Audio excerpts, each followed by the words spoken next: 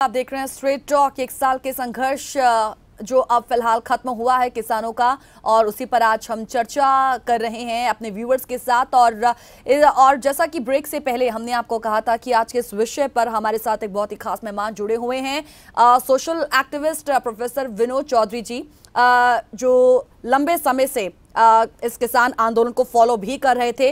और जब हमने इस मंच से बातचीत उनसे की है, उन्होंने इस पर बखूबी अपने जो है टेक भी इसको लेकर दिए हैं। तो सर, एक बार फिर से हमें ज्वाइन कर रहे हैं प्रोफेसर विनोद चौधरी जी। सर, बहुत बहुत स्वागत है आपका स्ट्रेट टॉक में। जी धन्यवाद।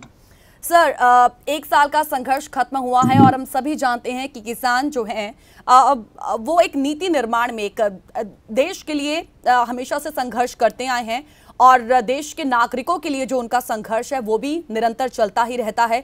लेकिन अपनी कुछ मांगों को मनवाने के लिए और इस कानून केस की वापसी के लिए, इन कानूनों की वापसी के लिए उनका आज ये जो संघर्ष है वो खत्म हुआ है। हालांकि कहें तो ये आंदोलन फिलहाल अभी सिर्फ स्थगित हुआ है, जैसा कि किसान कहते हैं। अब हम इन सब पर आपका जो है सबसे पहले एक फर्स्ट टेक जो है वो लेना चाहेंगे। आप इसे अब किस तरीके से देखते हैं?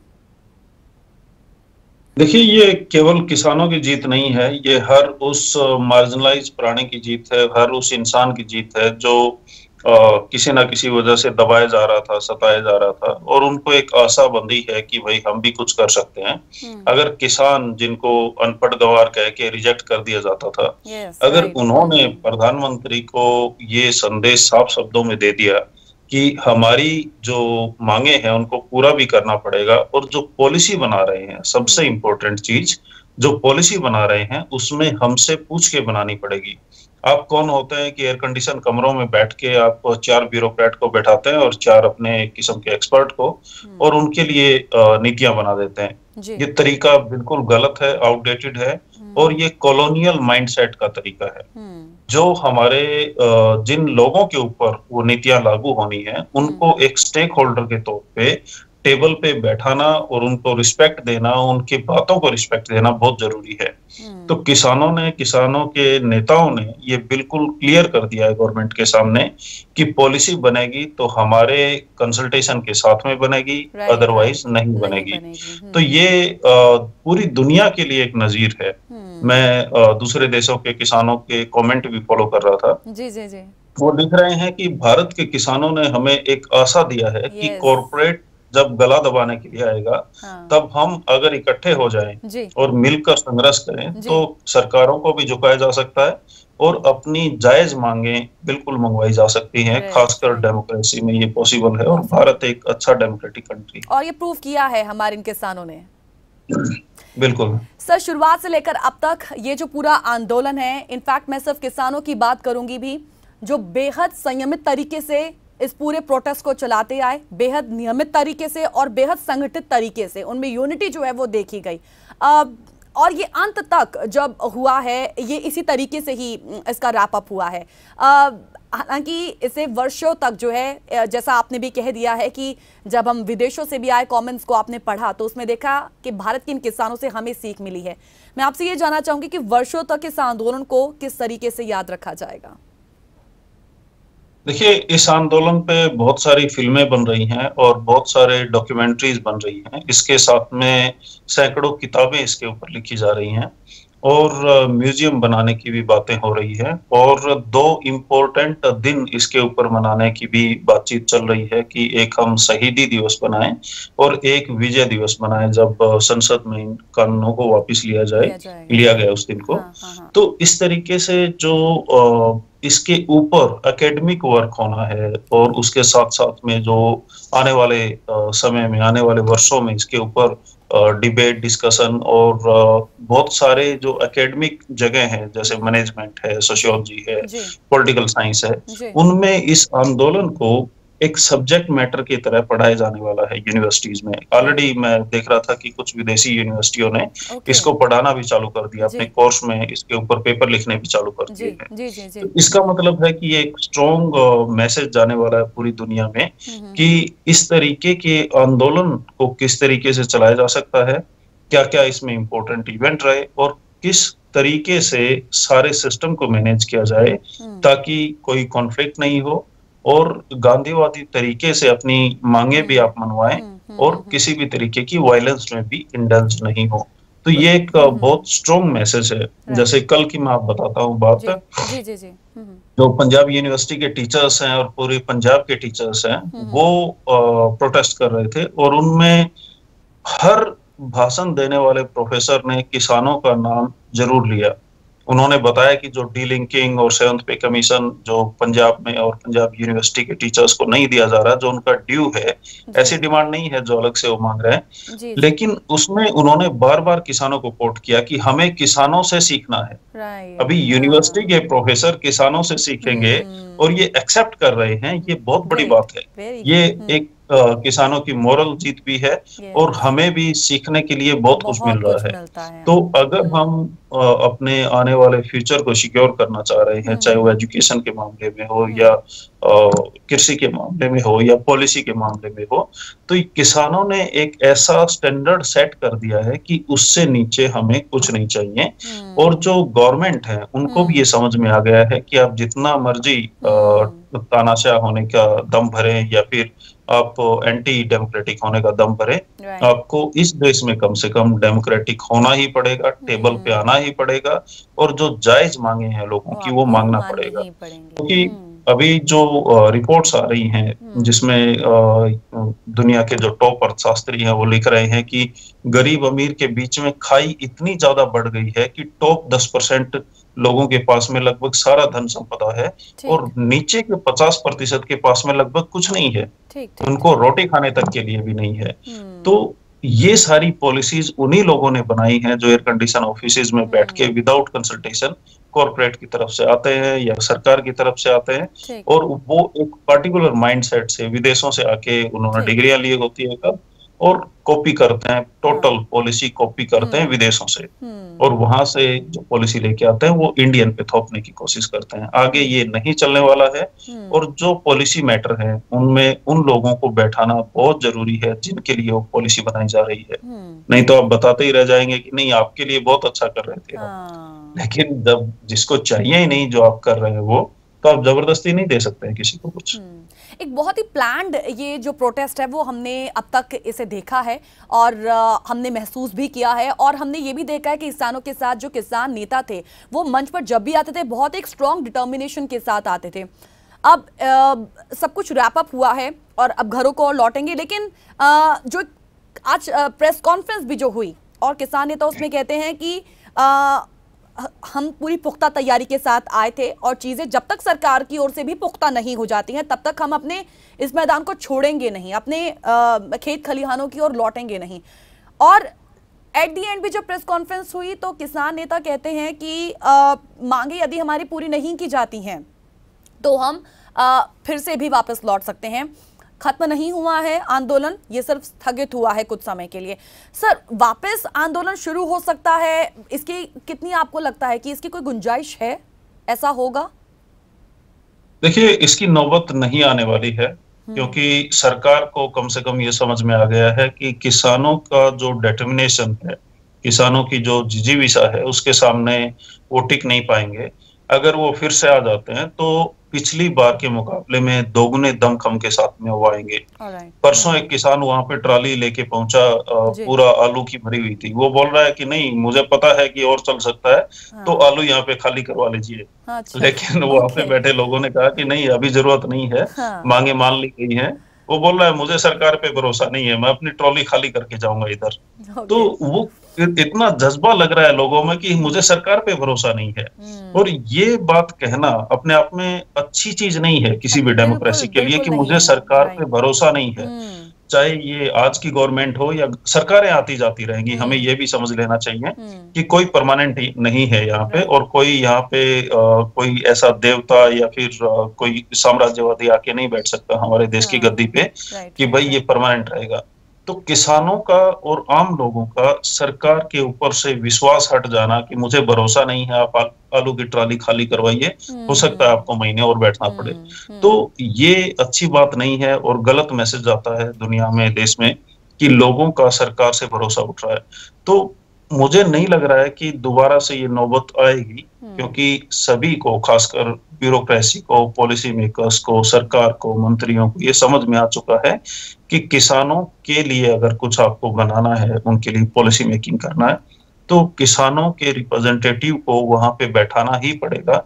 नहीं तो आप सक्सेसफुल नहीं हो पाएंगे अपनी जो भी नीतियां लेके आ रहे हैं, कॉपी करके WTO से, वर्ल्ड बैंक से, गेट समझौते से, या फिर IMF के प्रेशर में जो कर रहे हैं उनसे। प्रोफेसर साहब, मैं आपसे एक और चीज यहाँ पे जानना चाहूंगी कि हमने इससे पहले भी जब देखा कि हालांकि प्रधानमंत्री नरेंद्र मोदी जी का वो बयान कि जब कानूनों को वापस ले लिया जाएगा, उसके बाद भी हम देखते हैं, क्योंकि भरोसे की हम बात कर रहे हैं ना, सरकार पर अब भरोसा उठ चुका है, इस वजह से किसान जो हैं वहां पर डटे रहे, क्योंकि अब तमाम मांगे उस वक्त रखी गई थी कि MSP को लीगलाइज किया जाए और जो केसेस रिकॉर्ड किए गए हैं उनकी भी वापसी हो।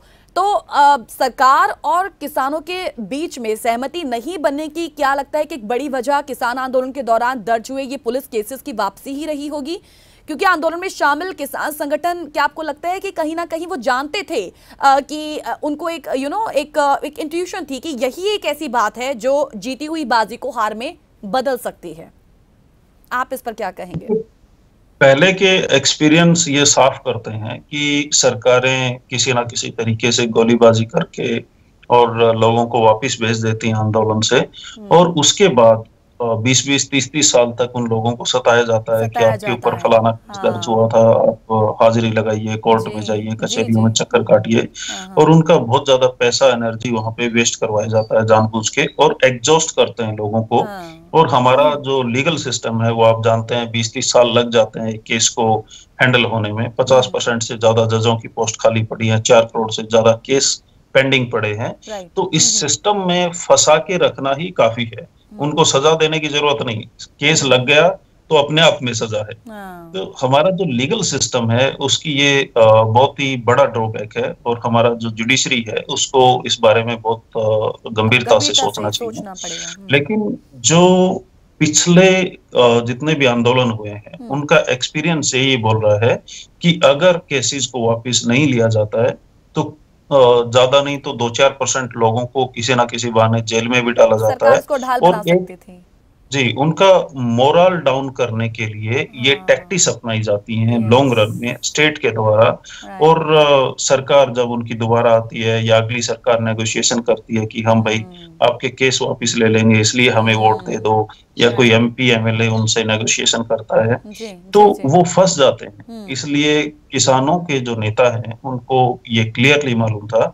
इसके अलावा मैंने देखा कि कई सारे टोल प्लाजा पे जो आसपास के ग्रामीण थे वो आके बैठ गए। उन्होंने कहा कि हमारे भाइयों पे, हमारे घर वालों पे जो केसेस लगे हैं वो वापस जब तक नहीं होंगे तब तक ये धरना खत्म नहीं हो सकता है, क्योंकि हमारे पास उतने पैसे नहीं है कि बाद में हम केस भुगतते हुए घूमते रहेंगे। अभी आंदोलन में बैठे थे और बाद में कोर्ट कचहरी में बैठे रहेंगे, ये हम अफोर्ड नहीं कर सकते। हमें खेती करना है, अपना काम धाम संभालना है, अपने पशुओं को चारा डालना है, हम ये अफोर्ड नहीं कर सकते। इसलिए आप पहले इंश्योर करके जाइए कि हम पे ये केसेस हटा लिए जाएं।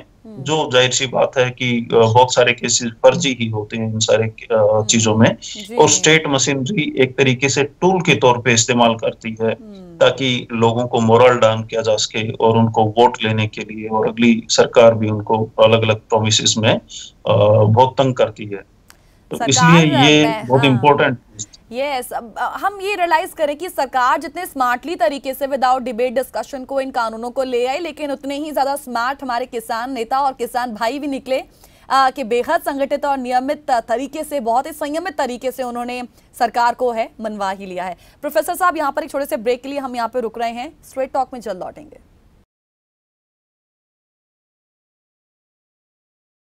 Welcome back after the break. Straight talk में आज बात 1 साल के किसानी संघर्ष की बात आज कर रहे हैं। किसान आंदोलन 378 दिन बाद इतिहास में खुद को दर्ज कराकर आखिरकार स्थगित हुआ है, और डेफिनेटली इस आंदोलन ने सख्त कही जाने वाली और पूर्ण बहुमत की नरेंद्र मोदी सरकार को न सिर्फ झुकाया, बल्कि पहली बार ऐसा हुआ कि PM मोदी ने खुद किसी काम के लिए आगे आकर टीवी पर माफी भी मांगी है। प्रोफेसर साहब, एक बार फिर से आपका स्वागत करते हैं स्ट्रेट टॉक में। एमएसपी पर क्योंकि अब अड़ी हुई थी सरकार भी, हालांकि ये जो पेच है वो बड़ा ही पेचीदा है यदि इसे लीगलाइज भी किया जाता है। लेकिन मैं आपसे यहाँ पे ये जानना चाहूंगी कि एमएसपी पर कानून की मांग को लेकर क्या आपको लगता है कि अब जो एक आत्मविश्वास है इन किसानों का वो अब और ज्यादा बढ़ जाएगा? आत्मविश्वास ही नहीं, मुझे लग रहा है कि एमएसपी उनका लीगल राइट है और उनको मिलना ही चाहिए। कोई भी कंपनी, कोई भी छोटा सा, चाहे वो एक ताला चाबी बना रहा है या पेन पेंसिल बना रहा है, उसको पहले पता होता है कि तुम्हें मार्केट में कम से कम इतना रेट तो मिल ही जाएगा। आप पीछे टमाटर देखिए, उनके मैंने देखा कि 50 पैसे किलो भी खेतों में से टमाटर बिके हैं, लेकिन अभी मार्केट में हम लोग 100 रुपए किलो तक भी टमाटर खरीद रहे थे। तो 100% का, 100 गुना का यहाँ पे जो आपको डिफरेंस नजर आ रहा है किसान के खेत के भाव और मंडी के भाव में, तो ये बहुत ज्यादा है। ये करीब करीब किसानों की फसलें लूटी जाती हैं। अगर मैं सीधे शब्दों में कहूं तो ये लूट है, और ये इतनी ऑर्गेनाइज लूट होती है कि पहले कौन बिचौलिया होगा, कहाँ पे स्टोरेज होगा, कितना माल पहले खरीद लेंगे, उसके बाद में होर्डिंग करेंगे, उसके बाद में माल खरीदना बंद कर देंगे और उसके बाद में रेट गिरा देंगे, फिर मंडी में रेट चढ़ा देंगे, वेयर हाउस में स्टोरेज करने के बाद में ये करेंगे। तो ये एक हमारे देश के इतने बड़े तबके के साथ में एक ऑर्गेनाइज्ड लूट हर साल होती है। उनकी फलों की और सब्जियों की तो होती ही होती है, लेकिन अनाजों की भी होती है। और किसान हमारे देश के लोगों को कई लाख करोड़ का सब्सिडी देते हैं अपनी फसलों को कम दामों पे बेच के। बाकी सारा तो कोई सब्सिडी नहीं देता है। कोई अडानी अंबानी या बड़े कंपनी वाले तो अपना सामान को सब्सिडी में नहीं बेचते हैं, और उन्होंने लॉकडाउन के नाम पे, कोरोना के नाम पे हर चीज के रेट 2 गुने, 3 गुने, 4 गुने कर लिए हैं, जबकि किसानों की हर चीज का जो दाम है वो नीचे गिर रहा है। जबकि किसानों के सामान के बगैर आप जिंदा नहीं रह सकते हैं। आप जींस के बगैर जिंदा रह सकते हैं, गाड़ी के बगैर जिंदा रह सकते हैं, पेट्रोल डीजल के बगैर जिंदा रह सकते हैं, लेकिन खाने के बगैर जिंदा नहीं रह सकते हैं। तो एसेंशियल आइटम जो मार्केट में किसानों के हाथ से निकल के चला जाता है, तो उसके रेट जब पैकेट में बंद करके किसी कंपनी का उस पर मार्का लगता है तो वो 10 गुना रेट में आ जाता है। मैंने एक मक्की देखी जिसको प्लास्टिक में बंद करके 32 रुपीज का बेचा जा रहा था, जबकि वो मक्की 10 पैसे की बिक रही है अगर किसान के खेत से कोई तोड़ के लेके जाए तो। इतना बड़ा डिफरेंस जो है उसको पाटने के लिए मैं तो बोल रहा हूँ कि मैक्सिमम रिटेल प्राइस होना चाहिए, जैसे बाकी सब चीजों पे है। मिनिमम तो है केवल सर्वाइवल के लिए कि लोग खेती में बने रहें, उनको इतना तो कम से कम मिले कि वो एक डिग्निटी वाली लाइफ जी पाए, अपने बच्चों को ढंग की जगह पढ़ा पाए। क्योंकि सरकार ने बाकी जो सरकारी इदारे थे, चाहे वो स्वास्थ्य सेवाएं हो, हॉस्पिटल हो, स्कूल कॉलेज यूनिवर्सिटीज हो, उनकी इतनी मिट्टी पलीत कर दी है उनमें भर्तियां नहीं करके कि वहां पे अपने बच्चों को और अपने लोगों को इलाज करवाने के लिए कोई जाना नहीं चाहता है। तो उनको भी पैसे चाहिए अपने जो लाइफस्टाइल है उसको इम्प्रूव करने के लिए और कर्जे के कुचक्कर से मुक्त होने के लिए। तो जो ये तीनों कृषि कानून थे, ये इस तरीके का एक लूप होल बनाया गया था कि किसान कर्जा लें और उसके कर्जे को चुकाते चुकाते उनकी जिंदगी निकल जाए, और ज्यादातर किसान यहाँ से खेती छोड़ें और शहरों में चले जाएं, मजदूरी करें। ये इस पॉलिसी का सबसे बड़ा एक उनका ऑब्जेक्टिव था। इस पॉलिसी में इनडायरेक्टली ये कहा गया है कि किसान 50% या उससे ज्यादा खेती छोड़ के शहरों में आ जाएं, क्योंकि शहरों में सस्ती लेबर की जरूरत है। और ये सारी पॉलिसीज हमने कॉपी किया है अमेरिका से। मैं कुछ इकोनॉमिस्ट हैं, उनका नाम नहीं लेना चाहता यहाँ पे। उन्होंने बहुत सीधे और साफ शब्दों में ये कहा है कि हमें इतने किसान चाहिए ही नहीं, या तो किसानों को आधा करो, मतलब उनको मार के आधा करो, या फिर इनको यहाँ से निकाल दो, या फिर खेती को दोगुना करो अगर इनकी आय दोगुनी करनी है तो। ये सारी चीजें पॉसिबल नहीं है। और हमें, हमारा देश रूरल इकोनॉमी के ऊपर बेस है, जो इंग्लैंड में थैचरिज्म जिसको बोला जाता है कि किसानों को निकाला गया। अमेरिका में 1960 के आसपास की जो पॉलिसी बनी, वहां पे किसानों को सिस्टमेटिक तरीके से रूथलेसली जो कॉर्पोरेट सेक्टर है उसने ऐसी पॉलिसी बनाई कि किसानों को निकाल के अपने खेतों से उनको शहर में एक सस्ते मजदूर के तौर पे ले आए। तो खेती में एक बंदा भी कमा के 10 का पेट भर सकता है, लेकिन सिटी में आप देख रहे हैं कि एक बंदा अगर परिवार में 4 लोग हैं तो चारों को कमाना पड़ेगा, उसके बाद में भी आपके लोन और ईएमआई पूरे नहीं होते हैं। तो ये एक ऐसा कॉर्पोरेट का और जिसको बोलेंगे कि पूंजीवाद का एक ऐसा सिस्टम ये बनाना चाह रहे हैं कि इसमें आपको कंज्यूमर बना के छोड़ दें, आप कंज्यूम करते रहें और कमा के जितना भी आपकी कमाई है वो उनको देते रहें। तो किसानों से भी मेरी अपील है कि ये बात समझ लें कि आप कॉर्पोरेट के लिए खेती करना बंद कर दें। उसको कैसे करेंगे, उसके लिए आपके पास बहुत सारे अच्छे मॉडल हैं। पैराडॉक्सिकल एग्रीकल्चर है, पिकनिक मॉडल है, जिसमें आपको न खाद बीज खरीदना है, न कोई और इनपुट कॉस्ट खरीदना है, न ज्यादा बड़े ट्रैक्टर और ज्यादा बड़ी मशीनरी खरीदना है। तो आप उन तौर तरीकों पे आ जाइए कि जिससे आपकी निर्भरता, आपका जो मैक्सिमम पैसा है वो आपके पास रहे, न कि खाद बीज, urea, DAP, pesticide, herbicide, tractor और मशीनरी के नाम पे फिर से वो कॉर्पोरेट के पास चला जाए और आप फिर से लोन लेने पे मजबूर हो जाएं। तो आपको इस चक्कर को समझना पड़ेगा, नहीं तो फिर कुछ बनना नहीं है। क्योंकि ये एमएसपी भी देंगे तो बड़ी मुश्किल से उतना ही बढ़ाएंगे जितना इनको सूट करता है। और किसानों के जो एमएसपी देने की बात होती है तब ये बोलते हैं हमारे पास पैसा नहीं है। लेकिन हमने कोरोना में भी देखा और वैसे भी देखा, अरबों करोड़ की सब्सिडी दी जाती है अरबपतियों को, उनको रिबेट्स दी जाती हैं टैक्स के ऊपर, उनको पता नहीं 50 तरीके के जो फ्री बीज हैं वो बांटी जाती हैं, फ्री में जमीन दी जाती है, फ्री में बहुत कुछ दिया जाता है।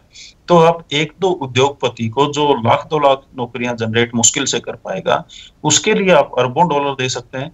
लेकिन किसानों की, जिनकी जनसंख्या 65-70% से ज्यादा है, 80 करोड़ से ज्यादा है, उनके लिए आप कुछ देने के लिए राजी नहीं है। अगर एमएसपी मिलता भी है किसानों को तो वो पैसा मार्केट में ही आना है, उससे इकोनॉमी ही रन होनी है। जी डेफिनेटली डेफिनेटली। सर अब प्रोग्राम में काफ़ी अब कम वक्त रह गया है।